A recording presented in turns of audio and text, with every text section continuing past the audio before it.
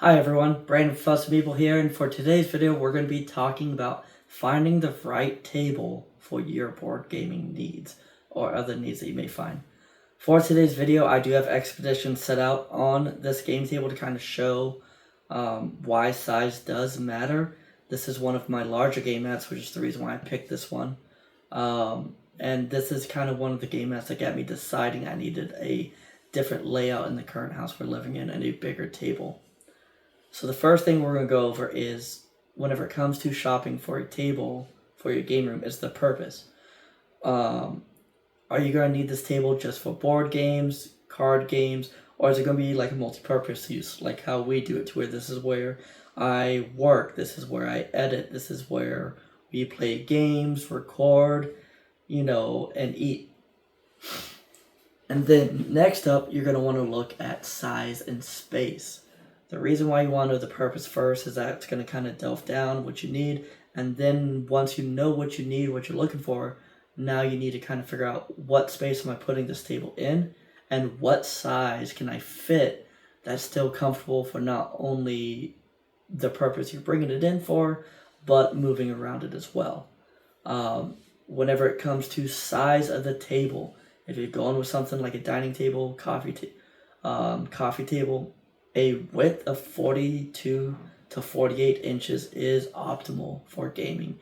Anything less than 42, whenever you're playing some of the larger games, is going to be problematic. It's not impossible, but it's going to make it a little bit harder to play some of these games. If you're playing just smaller games, Uno, Cards Against Humanity, Ticket to Ride, Monopoly, stuff like that, any normal size coffee table, dining room table is going to be more than enough for your needs. This video is going to be directed more towards people who are playing some of the larger games, like what I have behind me, Nemesis, Western Legends, Thunder Road Vendetta, or like how we have set up right here, Expeditions. So not only do you want to figure out what size works best for you, but also what size can you fit in the space that you have. We moved our game room from upstairs from a 10 by 10 room to down here, and we have our living room here, dining room here, and we basically combined it all into one like we did at the old house to make it into a game room. So with this, I have a little bit more space. Now I can have that 44-inch width table, and I still have enough room for even my FlexiSpot C7 chairs to kind of roll forward and back, move around, not only record, but play. And whenever we host game nights, people can still comfortably move around if they need to go use the bathroom, go grab food or whatnot. If you have, let's say, a 10 by 10 room, you're not going to want to throw in a 4 foot by 8 foot table, because it's just not going to be feasible, even if all you're doing in there is just a game table. Because some things to keep in mind: typically you're going to have games out, typically you're going to need to put, not only have chairs there, but have enough room to be able to move forward and back with those chairs. Now that you kind of know, hey, this is a size table I can fit, this is the space I have for it and what I want to do, you can then kind of move into material and quality. Whenever it comes to coffee tables, dining tables, it's a very wide spectrum. You have your Walmart faux wood with veneer, all that jazz, which you get the slightest hint of, you get the slightest bit wet and it's going to start bubbling up. You have more of your proper dining tables, which can kind of take the abuse a little bit more. And then you have actual real hardwood tables that you can get through companies like Wormwood, or you can make yourself even. With those, depending on the style of the wood that they use, will kind of dictate the longevity of the table and how well it lasts.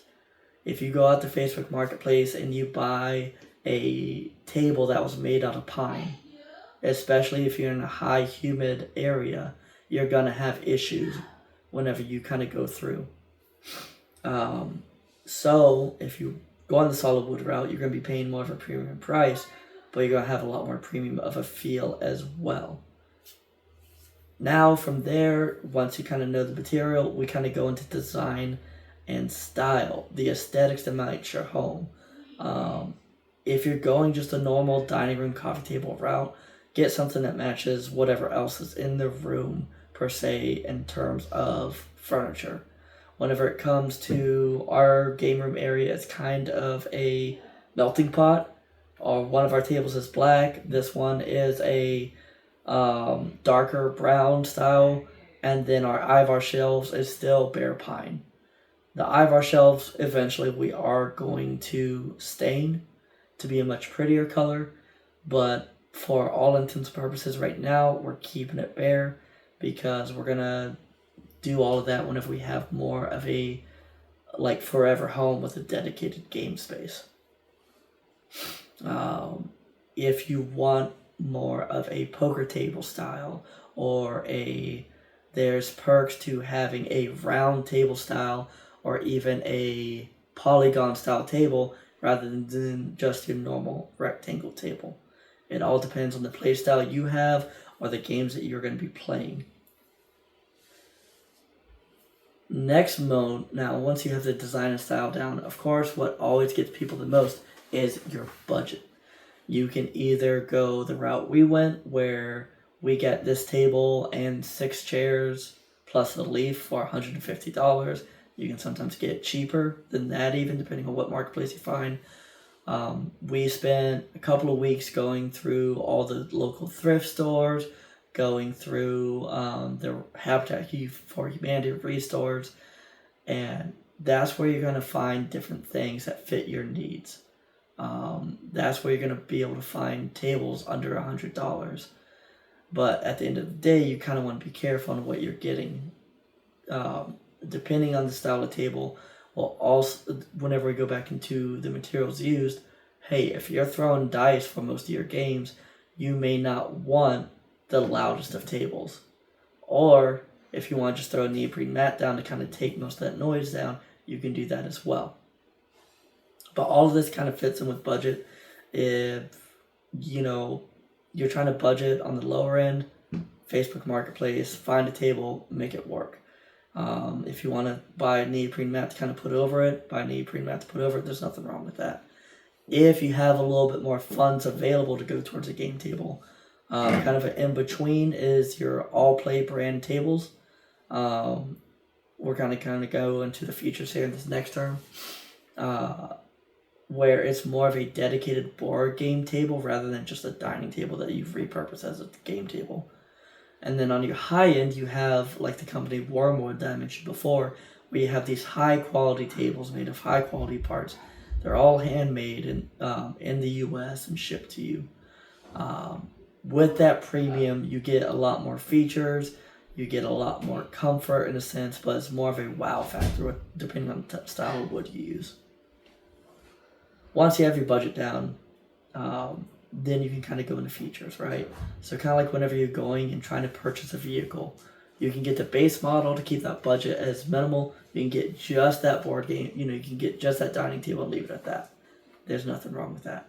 But if you kind of want to build it up into that King Ranch style of truck, you may want to look into other features, storage compartments, convertible tops, built-in cup holders, things of that sort.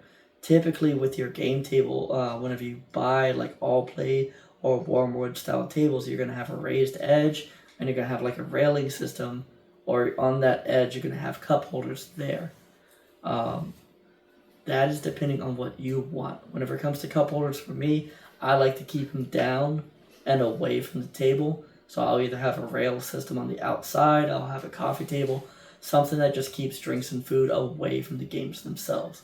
If it's just Bethany and I gaming, we're fairly safe whenever it comes to drinks and food. Pause for the little siren to go off. There we go. But whenever it comes to your needs, if you're wanting those, you can also not only get cup holders, you can get little trays that fit your player mats. You can have trays that hold like a little dice tray for you to roll your dice in. You can even, for some tables, they have like their Dungeon Master screen that's built into the table. if you have the budget to be able to kind of go wild, you can go crazy with some of these builds whenever it comes to tables. My favorite feature that you can have in the table is a convertible top. One where you have the vaulted game play area, and then you could put a topper system on that. The one that I've seen whenever I was a kid, it was kind of like a sleeve. You had the game table with a wall, and then you had a topper that the edges went down and over the wall to where it kind of just slid on. One that's been a lot more popular as of lately is you have a railing system on the inside of your walls, and then you put the topper pieces rest on that. With that, you can use it as a dining table. You can use it for a second game, depending on what, if you have a campaign game below and you want to take a break from that game for another. There's so many different options that you can do with a convertible top style game table. Now, once you kind of have an idea of the table, you can get, hey, I know what features I want. I know my budget. I know the style I want, what I want it made of, size, space, all that jazz. Then you want to kind of go over, something to me forget is the comfort of the table. Some of these games can last anywhere between an hour to 8 hours for some games even. So you want to kind of look into the comfort of being able to sit in the same spot for a while and game. That's why Bethany and I upgraded to these FlexiSpot C7s, is because we do spend a lot of time at this table. Whether we're working on our videos, like right now I'm finishing up the weekly podcast video to upload. Hold on, I'm waiting to see if my dog's going to knock my camera over. He's deciding to walk in between the tripod. Hi, buddy. But with that, we got these comfortable table chairs for the table. But what that means, it needs more space to be able to move forward and back. So that's one thing. Like whenever I was talking about spacing, you want to make sure you have enough area for that, and you want to make sure people can move around. You don't want to enclose them in a tight quarters, in a tight space, because it no longer is as comfortable. It's no longer as enjoyable of a time.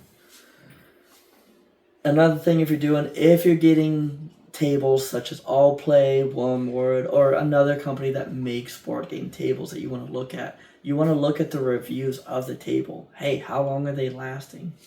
What issues am I seeing common with this? What issues should I be looking out for?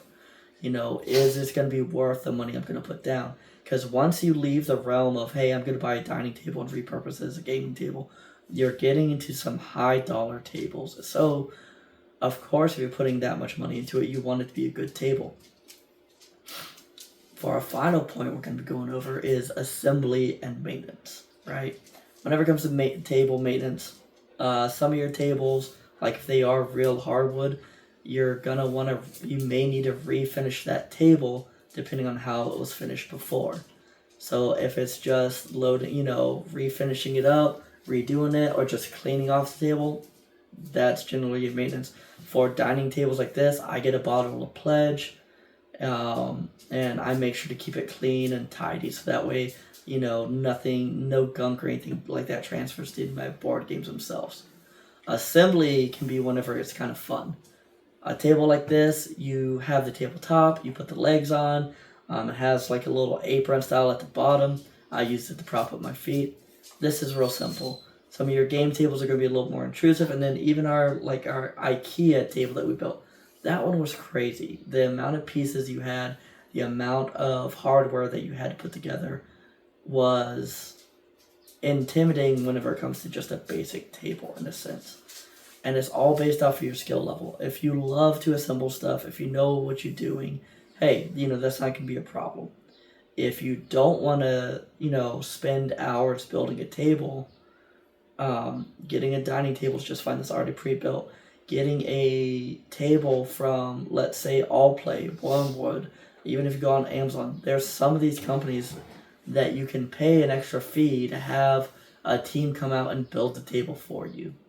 But that's just kind of one thing you want to keep in mind of, hey, not only do I have the ability to build this, do I want to build this?